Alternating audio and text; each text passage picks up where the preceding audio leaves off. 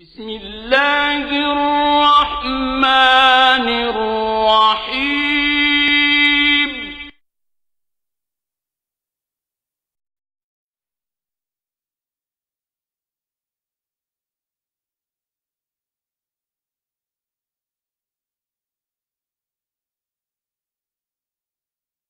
بسم الله الرحمن الرحيم إنه لقرآن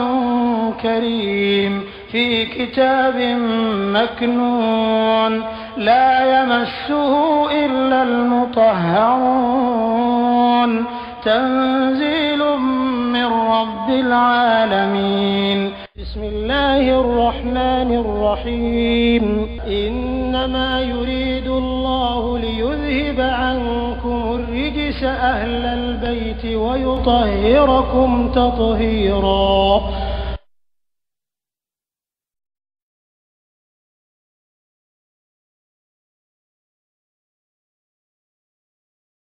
بسم الله أما نسمع يسير نسيتي ما سأل تويه الرحمن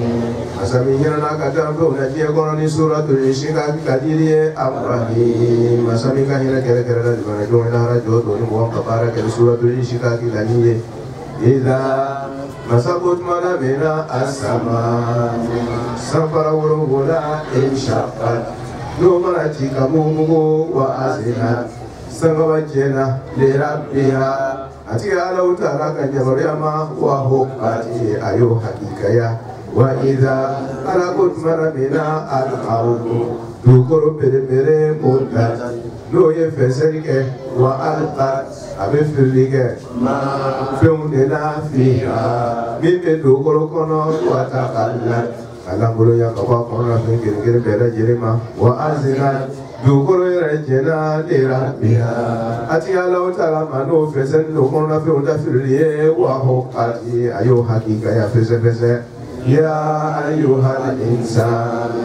ala ko ya ile adabade innaka sigata da ile tigitigi ka dihon ye barakela de ye ila rabbika kata tige ala utala ma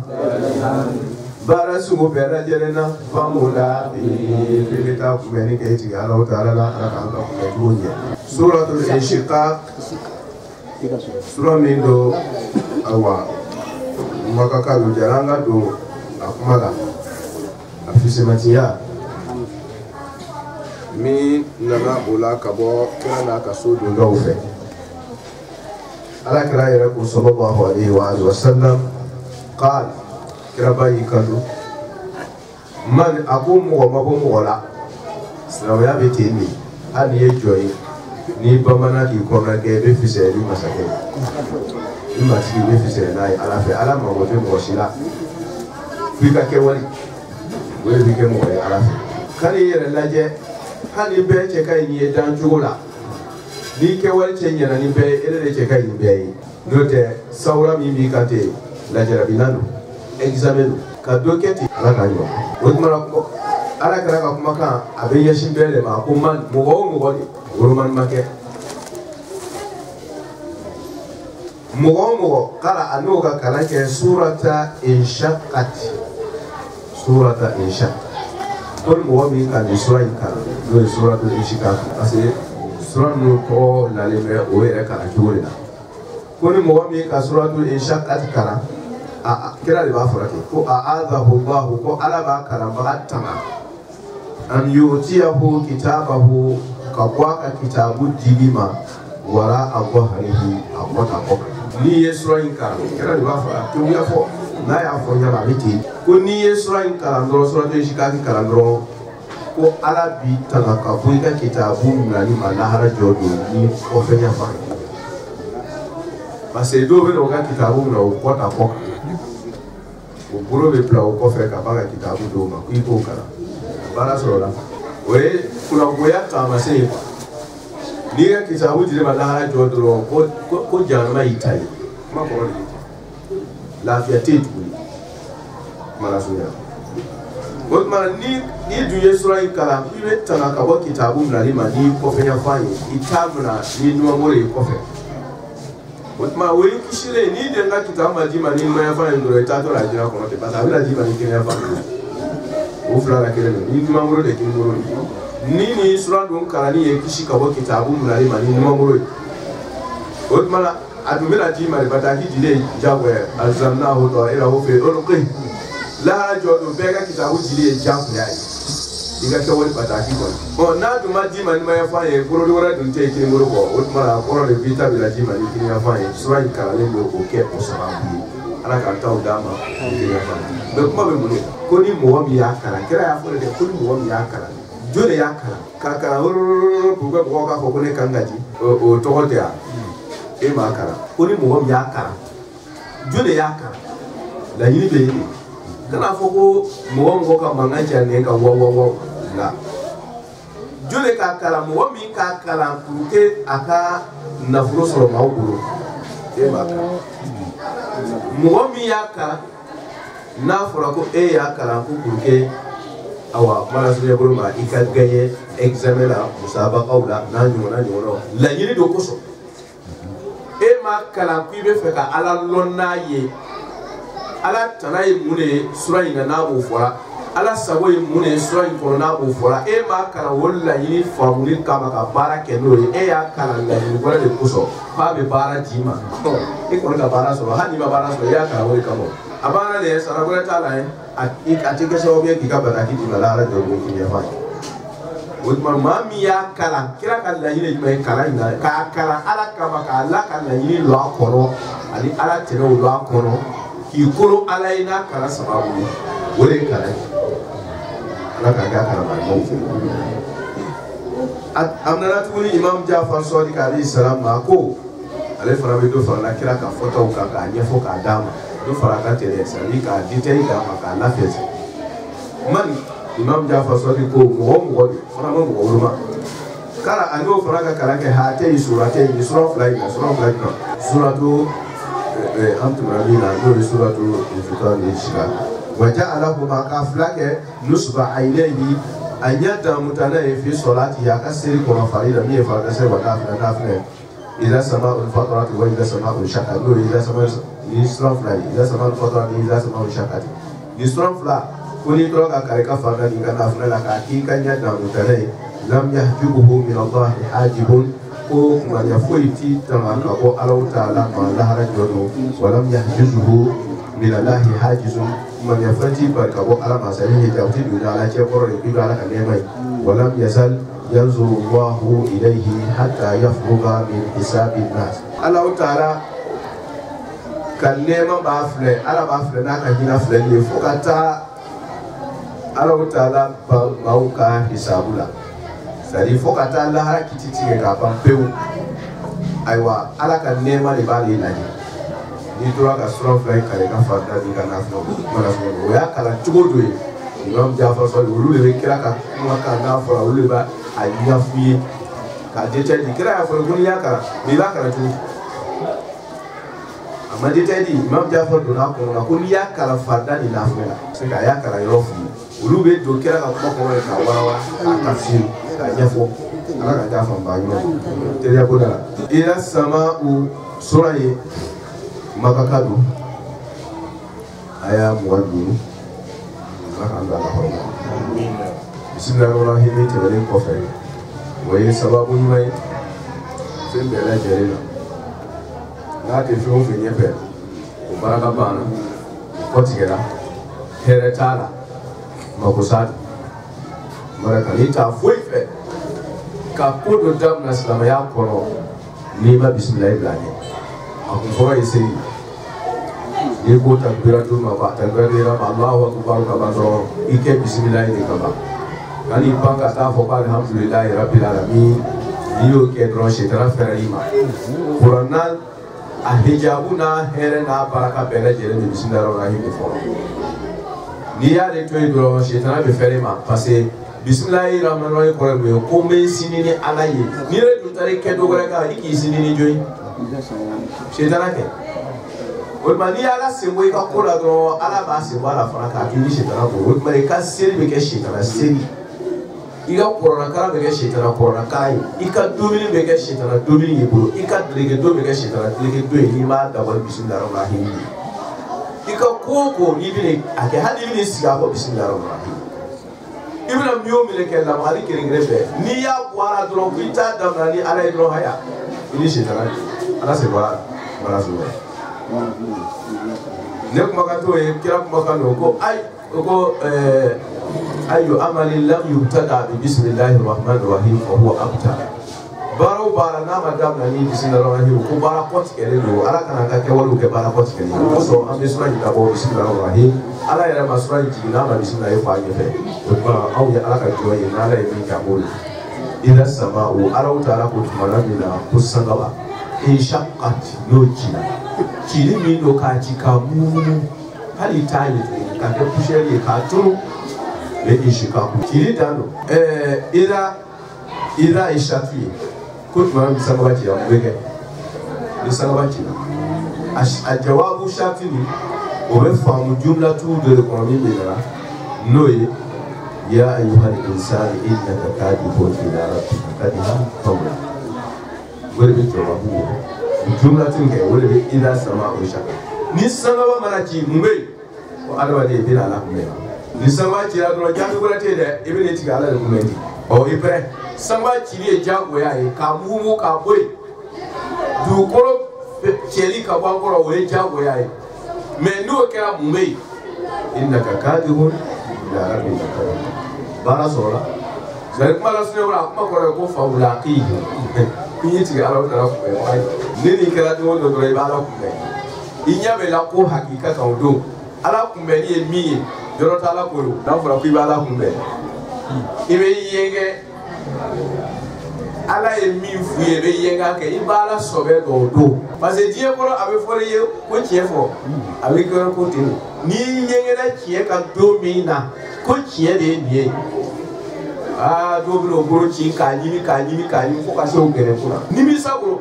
yawma yaqudu zalim ala yadai corona le côté la ala jodo ni tie bangeri bi tige chi bana ba le dimila ka mole kwa aba bro chi la kwa mo ko bro chi corona ba fora le bi bro chi ate dan chi ni ma le ba ni mi sabro ka ni fo gere kuna yaqudu zalim ala yadai abe ni ta ba do mole awo ni mi sa ti du da ire ni mi fo ki ire pa ni sabro parce que il y a dans la famille ka wakashafna anka aka wa solta yo hadi ni ne jabu bore ni hakika o che do be bela do ko jabu je te do ge woni amada do ga made ma khalaqna samawati wa ma bainahuma da'ibi trute de ni bi sobe do de se ya tala ma ko ya tala ni balwa ku ya ka ba be ka kala boro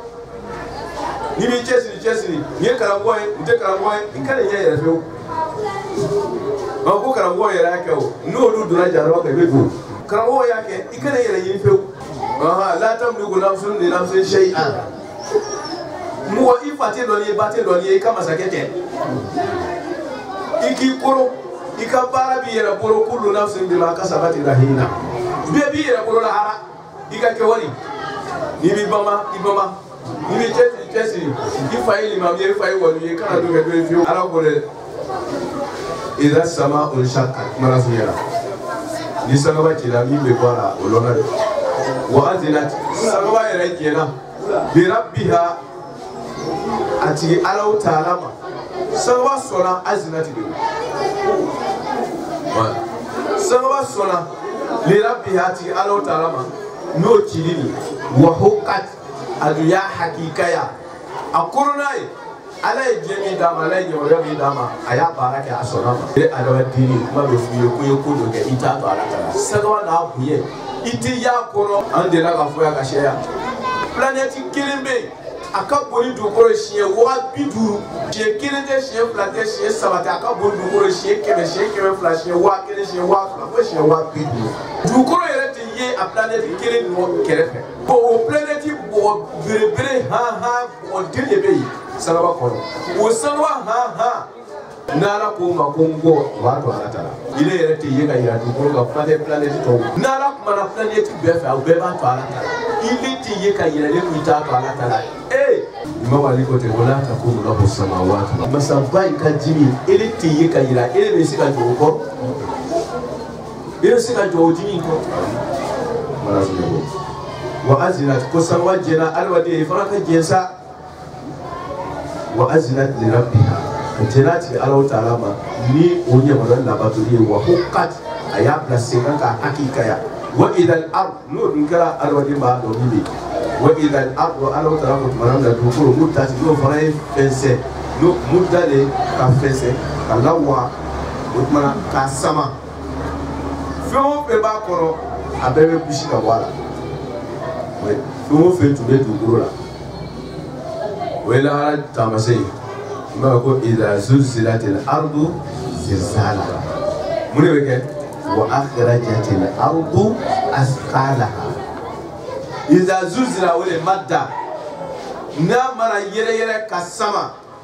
mune weke akhrajatil ardu asqalaha fu be ba ko ba be la ama kwani ni ado adi yura ba ko na kuma be fo abura ko taw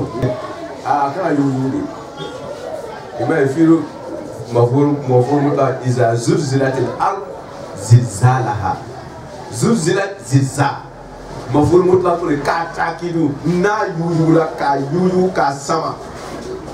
so be ba ko akhrajatil ard asqala ba ko fi ire de wuro ya al insan ardu ni yere do ni ko la ni ka no ba be fo mara sunye burma ni kosira na nyagwala ni kosira ni kuma ni nyagwala ma dukoro scientifique anga biblina dukoro na yuya ima obe dukoro ko ka yuyu san fun ba be ni ke fun ba ko obe dukoro bisila ka yuyu ka tete a here na su ba be bo ka nafa be bo la be bo la ka ba ko de ba do fe la le do ay re mi na la ra do ay don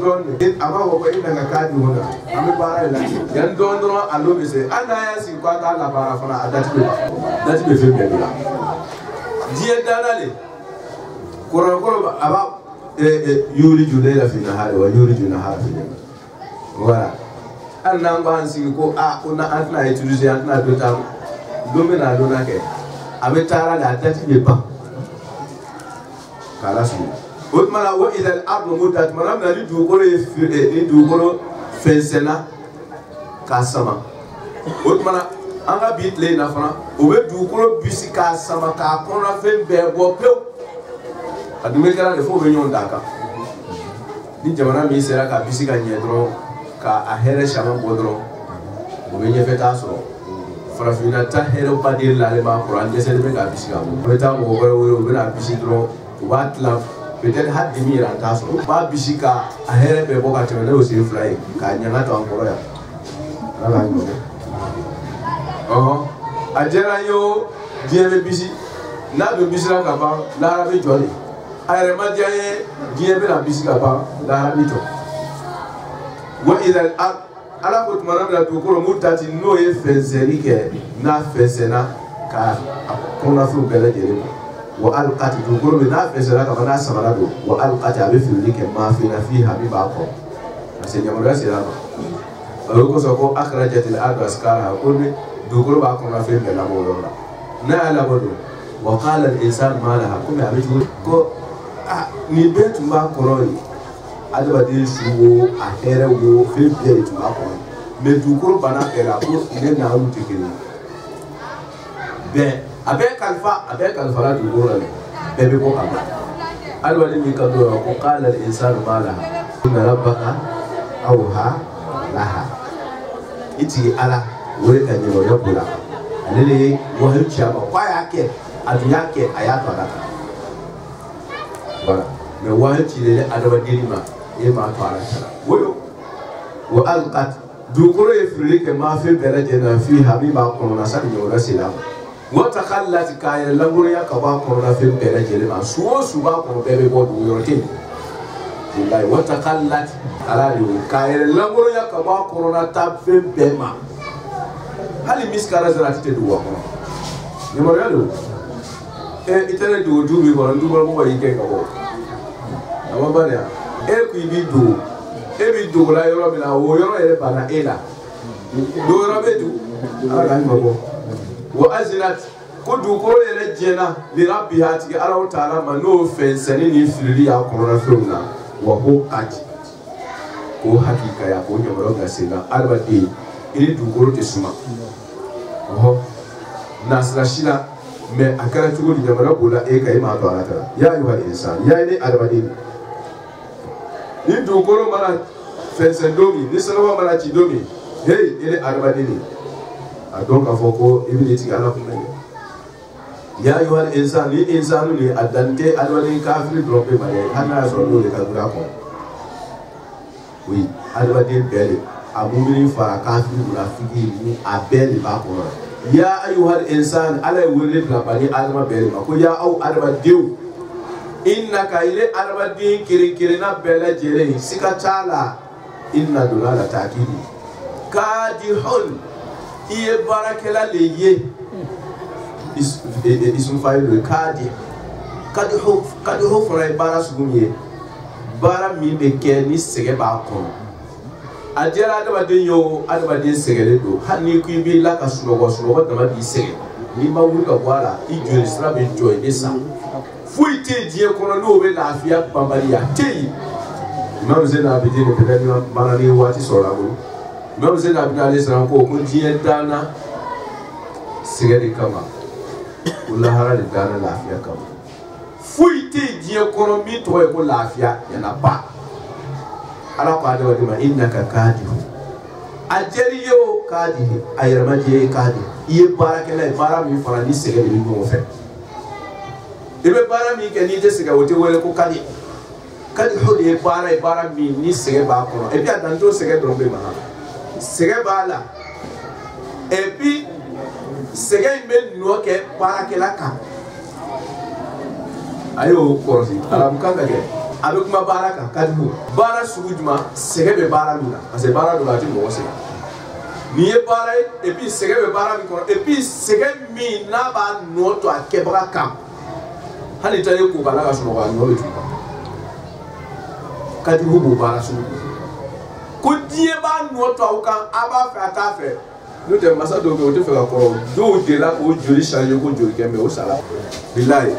ko bo yere ga kamere ni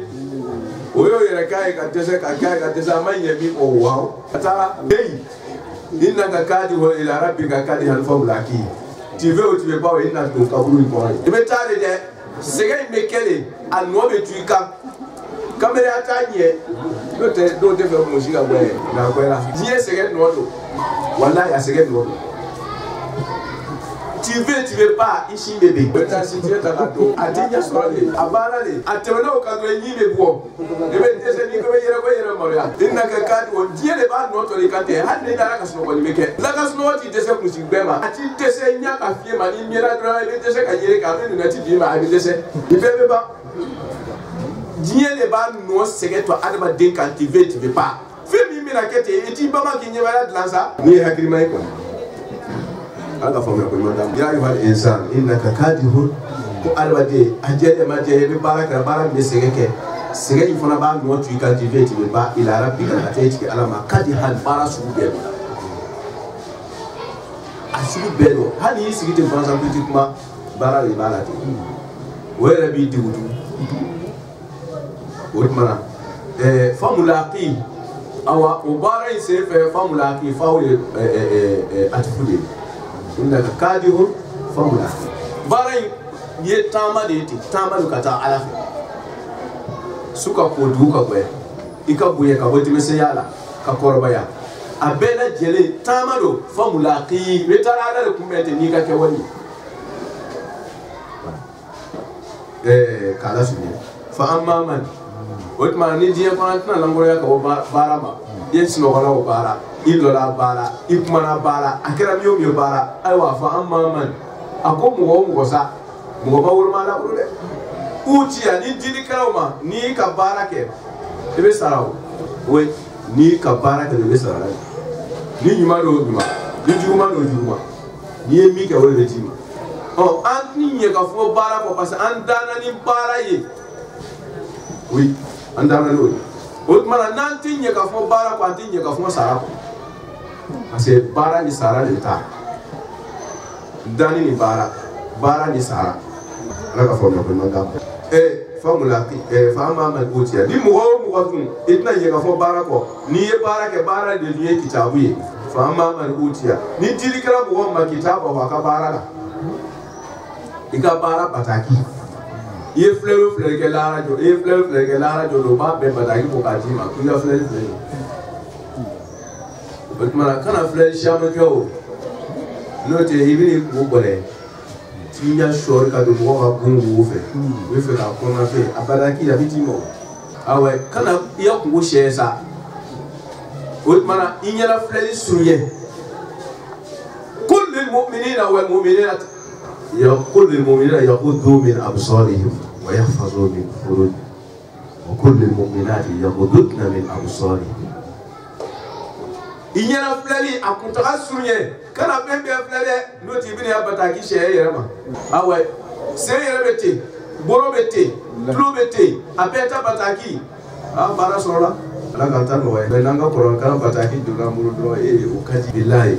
isigila ni sigida ima sugunu nati ubata kibe dimate iba okuni tungi shibe barna ya kitaba ni mo mi ka bataki dilama no ya ka kewel bataki na la sige mi ke die kono no kitabu dilima bi yamini hi ni kinya fai ala kanta da bana ki ya fasaw fa mi o mi yuhasabu ala bena olu kiti yuhasabu olu ka jati be bo jati bo be ke olu la dara jodo kiti tige be ke olu ka hisaban kiti tige la hisaban jati bola yasirat mi ka do mashaba ya tara ba feje dro tout est joli abete kai we tasafuhan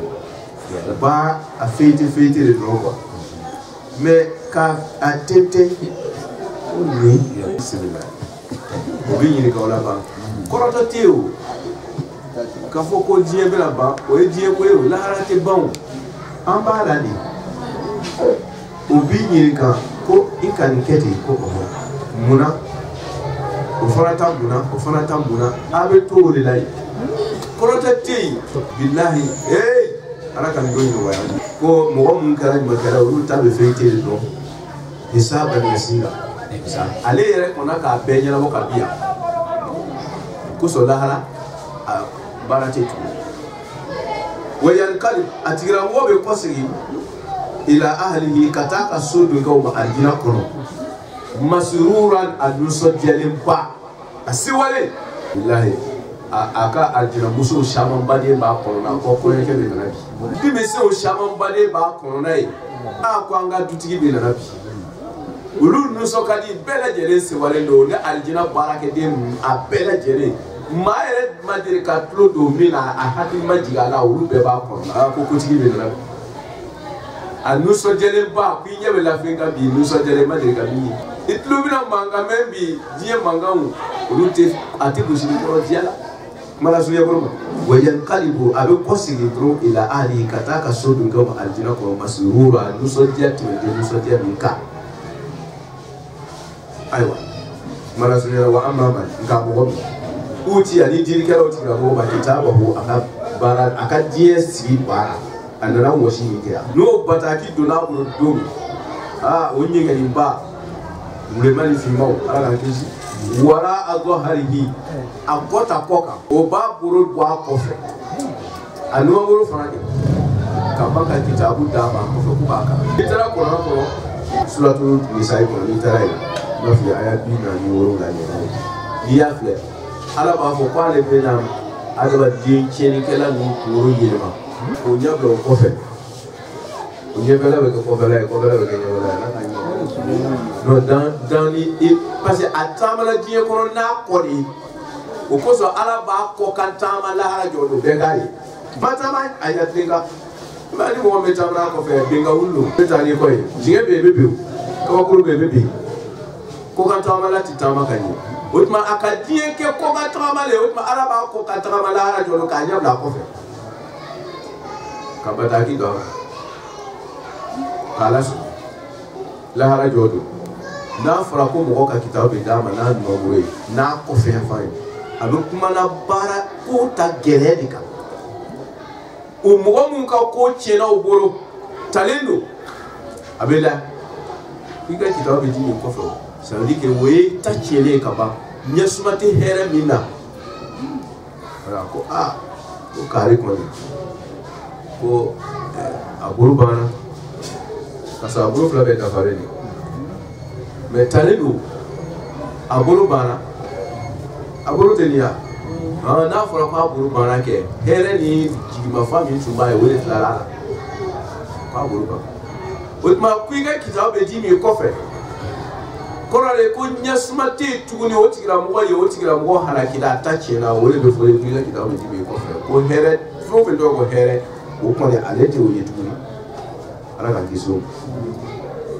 wa amma man ako mɔgɔ utiya ni jiri kɛra o tigɛ ma kitabahu a ka baaraw la wara a zɔhari a kɔta kɔ kan fasawfa mɛw bɛ yadu ko olu mɔgɔw kelen-kelen bɛɛ bɛ wuli kɛ subura jɛnatan ta cɛ ni halakilu la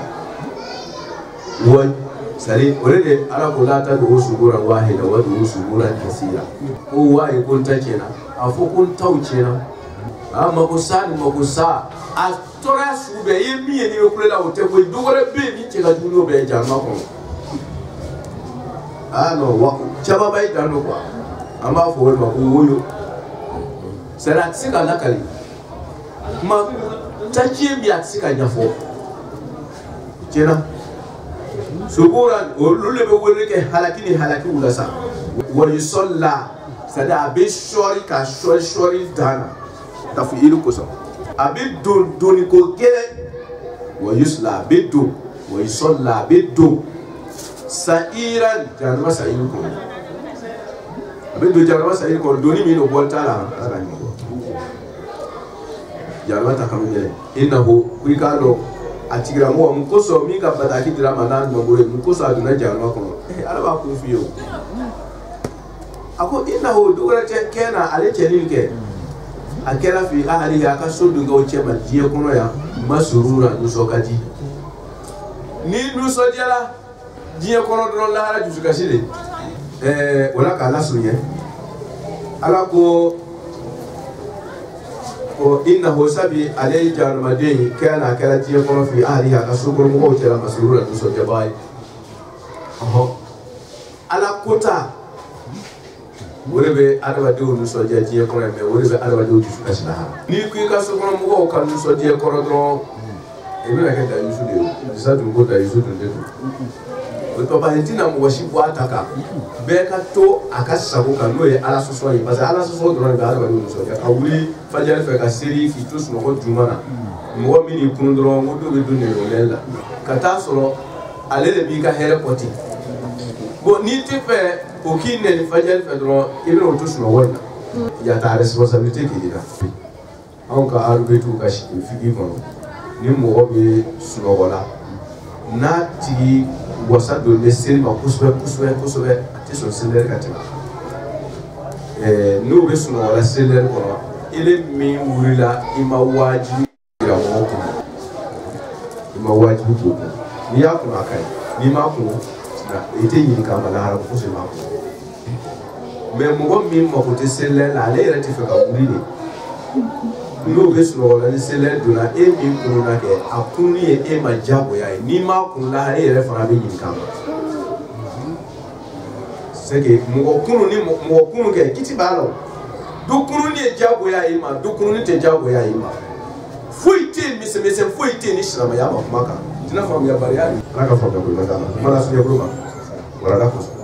ala ko n'i tora i ka sokɔnɔmɔgɔw cɛla n'i tora i ka sokɔnɔmɔgɔw cɛla i nisɔn ka di diɲɛ in kɔnɔ yan lahara dɔrɔn yɔrɔ ma ɲɛ o tuma na a m'a fɔ k'i kana i ka sokɔnɔmɔgɔw nisɔndiya yan mais kana to o ka nisɔndiya kɔrɔ ala sɔsɔ kan a bɛ faamu o la innahu ko a ma dan o yɛrɛ ma dɛ ale kafiricɛni kɛ n'i ka ya donna jahanama kɔnɔ kɛ zɔnna kafiricɛni y'a jigi an lan yahura ko ale tɛna kɔsegin yahura ko ale tɛna kɔsegin lahara ouais an bɔra ala fɛ a bɛ kɔsegin ala fɛ ko ale tɛ kɔsegin o de kɛra a ka jahanama don sababu ye ni mɔgɔ o mɔgɔ ma lasaga kunun na hali n'i sara seli la zéro de innahu zɔnna fa ya ji ni tanganya ta koyi hana ma ke tanganya ta koyi ba zon ba fla beta yakinu ani rujuhali ya ni ko te kire mu akala tanganya na ko la harateo ayre aji do ne ko la harateo ko la ko la butma injita ikaji ne ko la harabe no te la harate no le gire la ka te la harabe ka dro la hara ikabara be ka selu kana bara kes la ya ko ni madala voilà zone Djoumbé ça part de 60 quand ça fait 60%. 60, 65, 70, 80, voilà, mais deux zones. Il faut qu'à table à 100% dans Yakina. Mais le coco qu'elle a, il faut dépasser 50. Et quand c'est la meilleure parole. Nous t'aiderons, il va être appelé à la haute part parce que il te trouve à 50%. Est-ce qu'il faut dire c'est ça? Allez, quand c'est 0, au moins 60%. Mais il y a les 100%, il est à la formation. Voilà, tu es inna rabbahu ikalu atigi ala ta'ala ale kafirchen inna rabbahu atigi ala ta'ala kana sabata bihi kafirchen na basira yele ba masai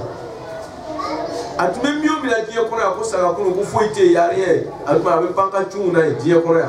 na nusoka da tim go franga ko juma ko tere o ni sawo ka mi soro do ko cheni cheka barake muso ka barake o nusoka di wala yere sago ko yogolu o tayo yere alako innahu kana inna rabbahu kana bihi basira ati Allah ta'ala jabaka bisimsembera fala uqsim masabaqu ale kalena bishafaqi lewle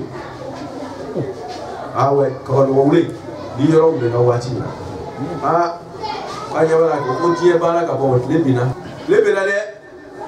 ni mi me dogedo aka dogedo no tambe tie la wala lati fala uqsim ala pale kalenani kabal wawle wallayli qayi kale sula wama wasaka wama ayi kale fen farala wasaka ni kafula suye kafuke mina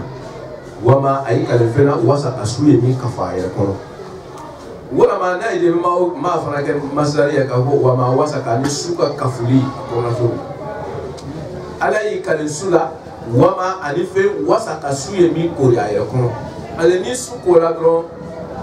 adamadenw bɛɛ bɛ jɔ ka sɔrɔ i bɔ ka siraba falen ni fila tɛ mɔgɔ si t'a kan l'o fɛn min fɔ dɔ bɛ dɔ poussé dɔ ɲɔgɔn bugɔ sigiyɔrɔ ko kama ni su kora ten i bɛ yɔrɔ bɛɛ vidé ni ye su ye kafu k'a kɔnɔna fɛn bɛɛ lajɛlen na bɛɛ donna yewu su kɔrɔ ka la ka tranquille ɲɔgɔn bugɔ ni ɲɔgɔn bannen bɛɛ baara n'i taara wɔɔrɔ kari la baara bɛ sɔrɔ la ho ha ho. Mais ni su kora on dirait mɔgɔ yɛrɛ tun tɛ yan a kɛra yewu wala k'a lasu wama wasaka ala b'a yi kale su la su min bɛ kori k'a kɔnɔna fɛn bɛɛ lajɛlen na daba mun bɛ bɔ tile fɛ ka yala ho ha ni su kora bɛɛ bɛ don a dingɛ kɔnɔ yewu sufɛta kirikiriw bɛ bɔ sa olu bɛ dendɛn la ni min fana b'a de fara sufɛ yala gbɛrɛ kan olu b'o ta o kɛw ka ɲi o ma ko ɲɛ n'o ye wali kama. Ani wama wasa ka kɔrɔ ka sariya an ye dɔ de ta ten n'o tɛ scientifique ayaw de ko caman de bɛ su kɔnɔna ni su bɛ tali kɛ olu wali kama Ala ta'ala ye kale kalo la ida tumana min na i tasa ka ni su fana ni kalo fana koli la i ma ye a bɛ waatiw préciser c'est à dire waati ninnu min ni Ala bɛ kale na waati ni kaba nɔgɔ wulila waati min na tile wuli mana c'est à dire que o waati kɔnɔ kow bɛ yen nafaw b'a kɔnɔ ni cɛbuyara i b'a nafa sɔrɔ ni ko i t'a nafa bɔ dɔrɔn i mako sa de oui. Mais au wati nous ala le kuma ala ko foko wati hina tusbihun wa hina tumsu c'est les boto wati le ubena ani les boto wati le ubena wati ko ay ala ko fo sheya ko parce ala soro elu ye ko ni yo wa ke so wa ni faru bate ba aljiya re fana tieto aljiya tieto wo me la fajal la timu ma fo ni su fela be ke para la o tmara isegala e jira 5 la o ye jira 4 la isegala i fajal se ga bando be la de ko gere so so wala parce que dole e ka mi ke su ko so parce que ala ko wajana le da sakana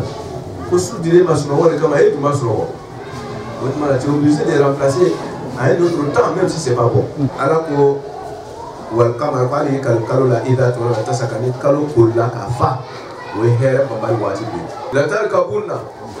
ako ala yi kaleni nuna fala uqsim bi shafaqi wal layli wa ma wasaka wal qamari idha tasaka ala yi kaleni ko baba sabaina ko la tarkabunna lamu ya ta'kidu nune fa ta'kidu bare dan kalenka mi yere tamara we gere dai kaban kana kalenkai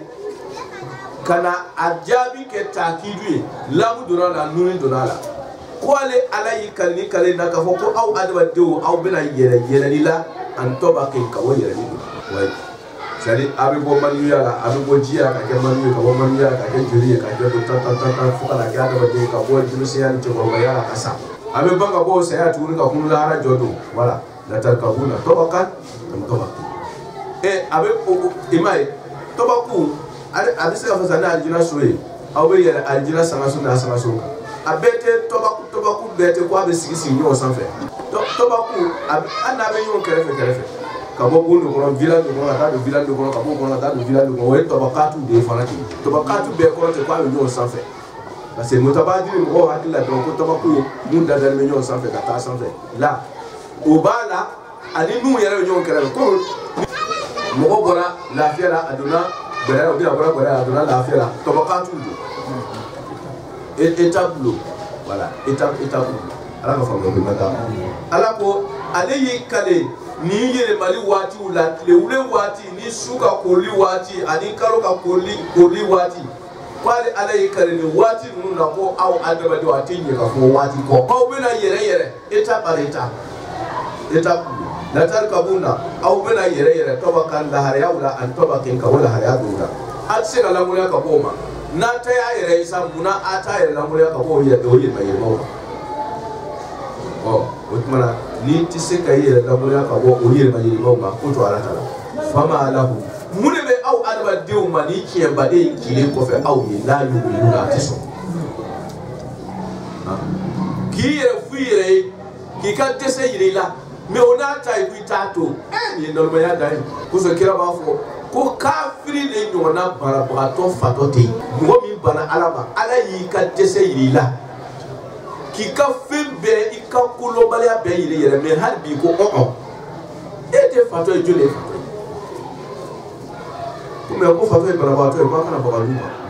fato vrai kira ko fato vrai yere ko ala soso ko malalo c'est-à-dire amako mo malalo ala lo de me malalo ha ko so parce que o be tulo kera masani la tulo kera masani fa malahum lali mun be nuba o ti sura ka ni hal ni la ha rasul be ko wa ida ala ko to na ko ani kalama la ka ni mali ko ka Qur'an Qur'an bayna no kala kabi an fadima madama ba fuye kabi sama madam Qur'an ko fuye kana fadima madam ko fuye e yere bibi na kabi fuye kasini fuye la hara kana fuye ni die bana avec nyo ko be fuye ni bela jere fola e dum be yengena kiyo ka kata sunu tere wonata wa ida qul ani kalama la kali ala wa Qur'an ni ki bayna la yasjudu na automatically uti sujuru be uti koro alai ala ka unge yere maji baye Qur'an ni Qur'an kuma kan sera amma an ato ala tara kani yere jago ya ku fu ka tu yere tala ayi ni Qur'an ko ni mai wala ya atoi na ko kai isiko kala bal otoi alladina alakum wa min kafaru nuru kafira yukadhibuna uluyu takassusuli dagreni kana gereyai wallahu masabidu alai a'lam alim dunya ke bima fina yuhuna o mi kafula utusukuno hakilu korona ala sosola ala nyaba bela jeni ala soso yin kunde do wore o ku ga fere die mai tu na fere die ma mo imam zena bi le yo fo ni mo ka hakilu so te ko die ko die tana sege die re sege adana ka so do ga bege sege mai ala ka fo ga ko pale ala taala ba do bima yuhuna o mi kafula utusukuno o na fere o na hina o yela fo bashiru kira o no so dia mala sumiyela wale kafir nunu sodia bi azabi ni jabata shiloma do alimi mi armadi toro ka jini mi farwo jini ko sobe parce que onu sodia na de o yere sa we yo o yere sa we ni duye tasumai onu sodia do ka tasumai parce que we mina do wala te tasumali wole dun ka do yi ku ko wole ke galotiya wole ka do mo namara ni mo janfa ni briganaji ya dona ko le kera microbe ya mi ka die ke wole tasmay kira o nuso de no ka tasmay ni wole ka dani illa alladhina aqum ma fa Musa illa wa istisna mun qatul kana ke mutasili illa alladhina aqum ka istisna mun qatul iba fasali lakin wo ila be fasali ko lakin nka kana fasali fo ni ko fo avec ko comme donne ko bébé do aljina kono fo nunu bébé do aljina kono fo nunu otma ni ko fo ni abe bo mi temena la ni ko bo ko karado be na fo Mohamed ça veut dire que Mohamed fana tu ye karade ni Mohamed te karade te fo ni fo ko karado be na fo Mohamed ça veut dire que Mohamed fana karade do mais ale mana otma ni fo na la tro ça veut dire que tu étais dedans il be groupe mi ko fora ke ngoro la mais il va participer ke wala mais tu es tombé ni tu ala tala ko joli fo bashiru bi adabin alim ko ko nuso den jamatai joli be nuso den jamatai ala so solaw na ko ila lezina ni ko fo nunu otma kasro olu mum amanu mimra fo olu te ala so so bawo jela otma na tisi afasa ni fo ni abe fasa ko nka